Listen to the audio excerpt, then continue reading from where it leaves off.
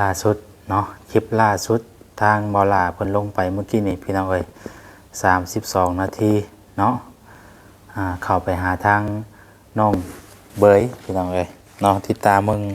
เพิ่นอยู่ทางบ่แซงก็ได้เนาะว่า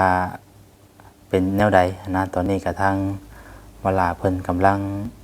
เดินทางเข้าไปหาทางน้องเวยเนาะน้องอาเวยนั่นแหละพี่น้องเอ้ยแต่ว่าตามที่เบิ่งในคลิปนี้ยังบ่พอตัวน้องเพิ่นพี่น้องเอ้ยเนาะ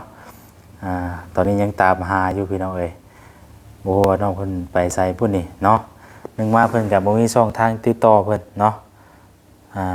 จะเพิ่นไปอยู่ไสอยู่หม้องใดเห็นแต่ว่าไปถามทาง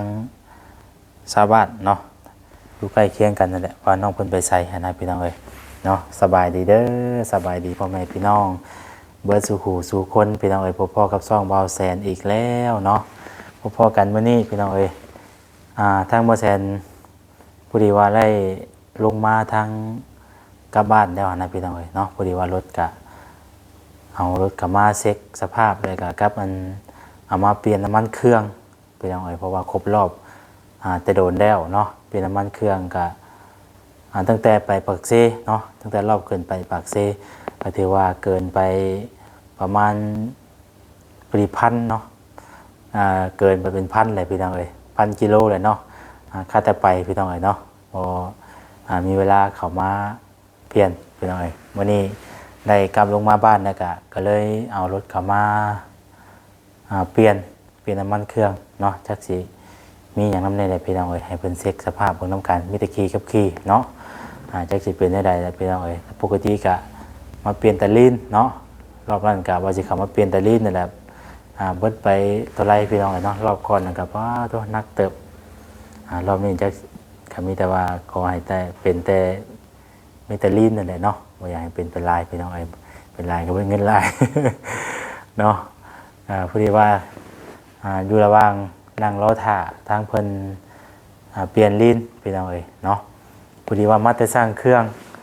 ทางบ่แซงก็มาแต่สร้างเครื่องอัน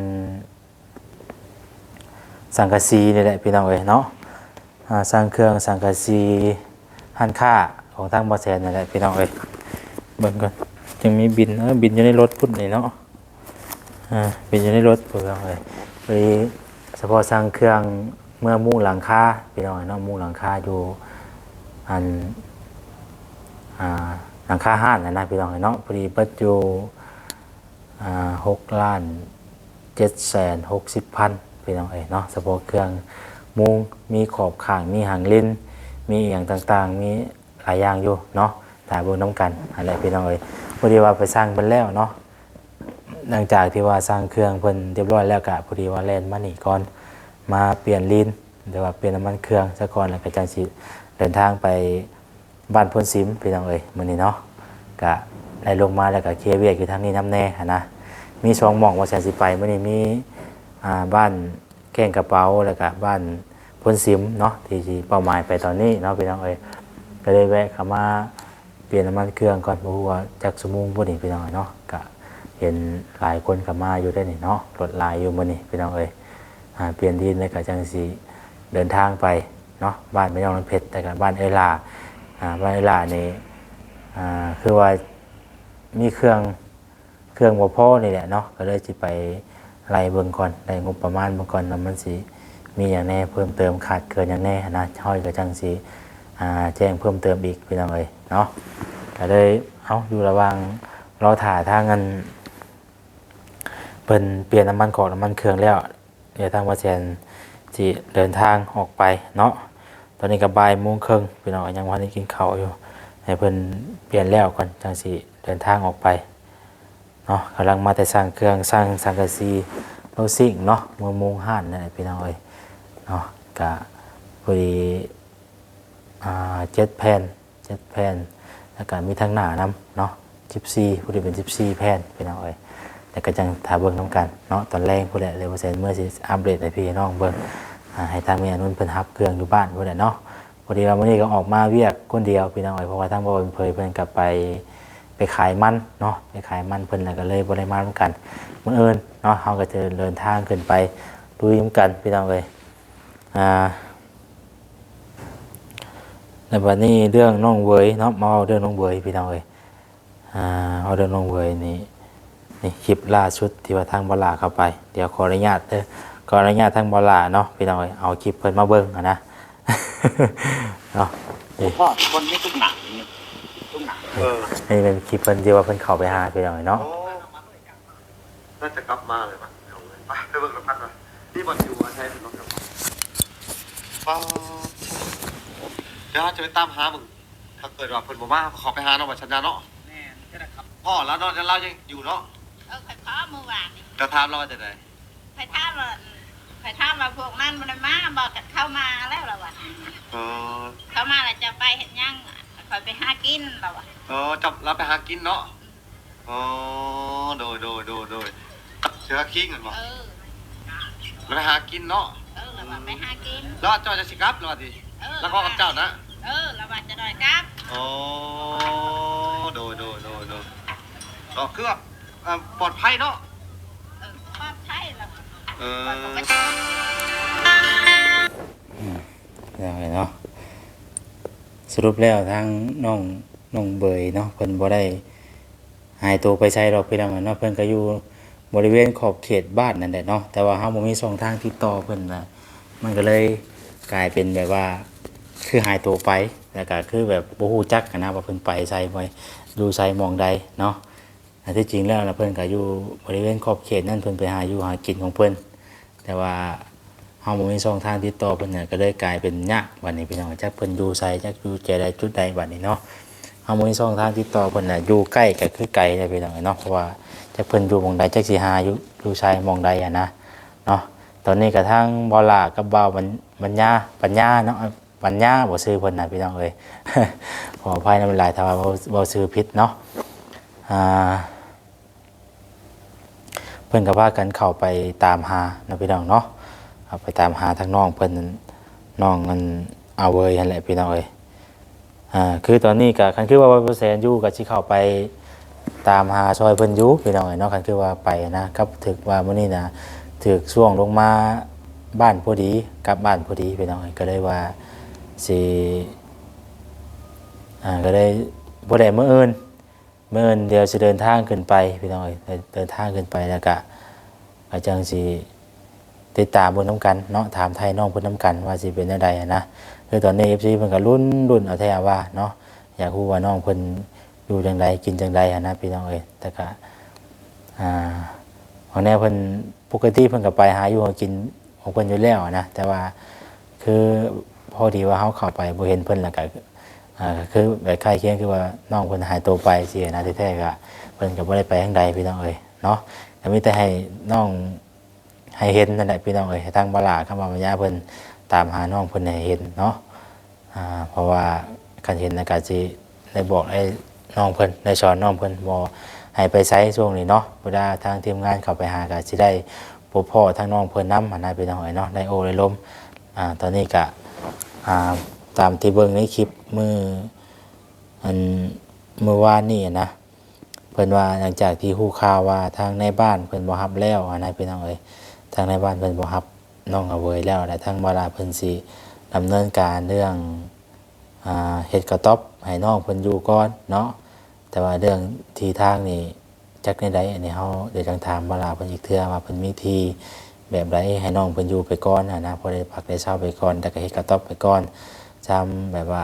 เฮามีทีเป็นรักเป็นแดงแล้วก็จังเฮ็ดแบบมั่นคงในนาถาวรนะพี่น้องเอ้ยเนาะอันนี้ก็ต้องถ้าถามทางน้องเพิ่นอีกเทื่อติดตามรุ่นไปนำกันเรื่อยๆได้พี่น้องเด้อเนาะทางบ่แสนก็ใจฮ้อนคือกันแต่ตอนนี้ก็อยากขึ้นไปอยู่แต่ว่าเฮาก็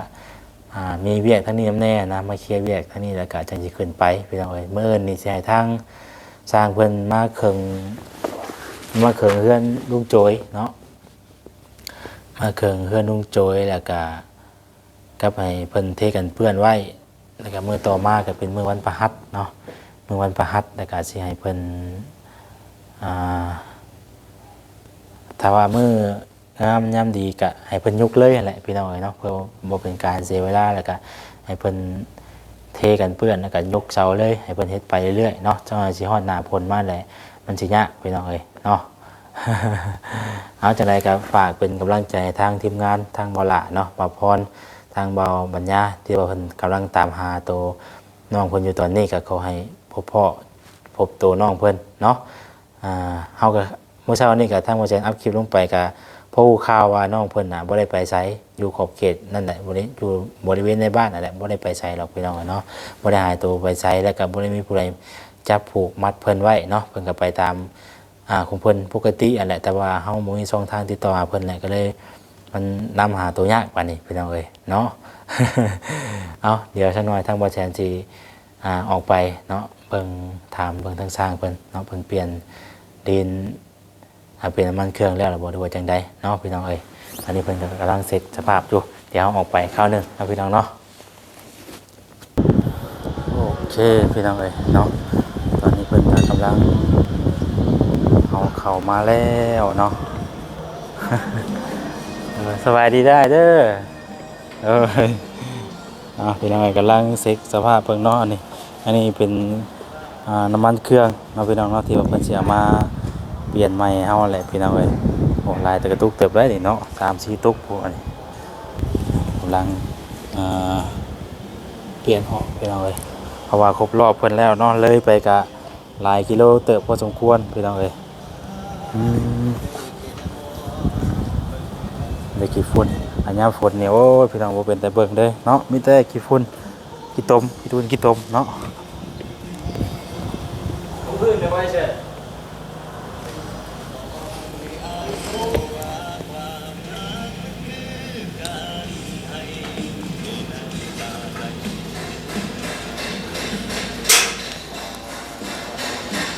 เอาให้เพิ่นเซ็กเบิ่งพี่น้องเอ้ยว่าสิเป็นจังไดเนาะรถกับเขามาหลายได้เหมือนเต็มเลยพี่น้องเนาะบางเทื่อก็เขามากับบ่คอยได้มีปานใดมื้อนี้อัดเต็มแน่นกันเลยผู้พี่น้องเอ้ยเนาะ ลายพอสมควรเข้ามามื้อนี้ลายพี่น้องเอ้ยพี่น้องเอ้ยเนาะลิ้นสัตว์จ้าแล้วเมื่อกี้ดิเนาะแห้งอีดิเพราะว่าก็แล้วกันฮ้อนพี่น้องเอ้ยแล่นมาลายเติบไปเนาะพอแซนก็ได้พี่น้องเอ้ยเนาะเดี๋ยวจังน้อยจังออกมาเบิ่งใหม่พี่น้องเอ้ยตอนนี้เพิ่นกำลังเอาน้ำมันเครื่องออกเนาะอีกบ่โดนเปลี่ยนน้ำมันเครื่องก็คือสิบ่โดนปานใดพี่น้องเอ้ยอีกจังน้อยเนาะรออีกจังน้อยทางบ่แซนก็สิได้ออกไปพี่น้องเอ้ยเนาะไปเวียกต่อคือเก่าเนาะอันนี้ก็จะเป็นศูนย์อิซูซุเด้อพี่น้องเด้อเนาะอยู่ศูนย์อิซูซุนี่เดินทางมาคนเดียวคนนี้พี่น้องเอ้ยเนาะแล้วก็สิไปแกล้งกระเป๋าน้ำแน่แล้วก็ไปหาหลาน้ำแน่เนาะมาเปลี่ยนน้ำมันเครื่องซะก่อนบ่ฮู้ว่าสิเบิดเท่าไหร่แต่เบิ่งน้ำกันแล้วพี่น้องเด้อเนาะพี่น้องเอ้ยเนาะตอนนี้เพิ่น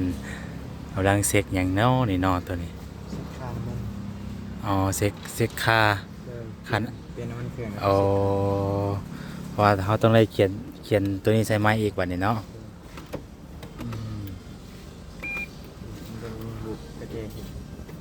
มันจัง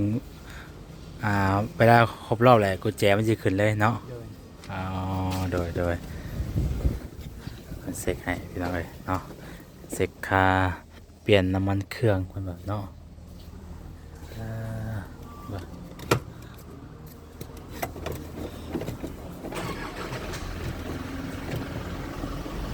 เบิกน้ำกันพี่น้องเลย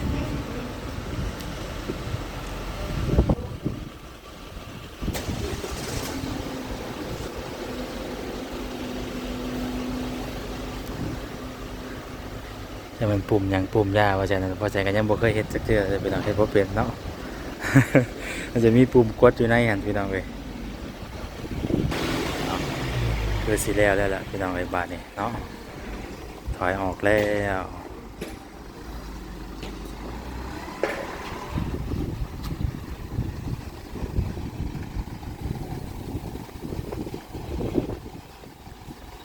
โอเคพี่น้องเนาะถือว่า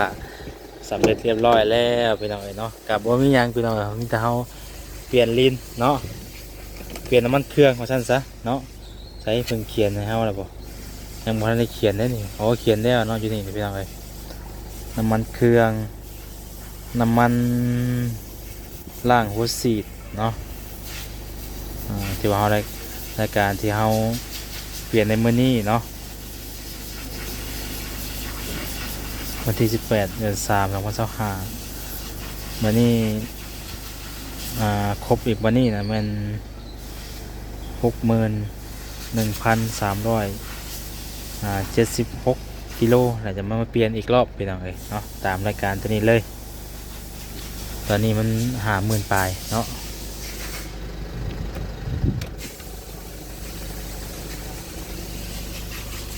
เอาพี่น้องเนาะที่ได้เข้าไปจ่ายเงินเพิ่นก่อนบัดนี้เนาะขอบใจละลายได้เด้อโดยจะได้นี่ แซนกับ1,000โอ้โดยพอดีครบรอบเลยก็จะมันคำว่าอีกเนาะฮะยัง60,000 ปลายบ่บัดนี้ แม่นประมาณ6 ประเทศกำลังเกิดอันนี้ โดยโอเคเข้าใจเด้อ โดยอ่ะเดี๋ยวเอาเข้าไปจ่ายเงินไปก่อนเนาะพอดียัน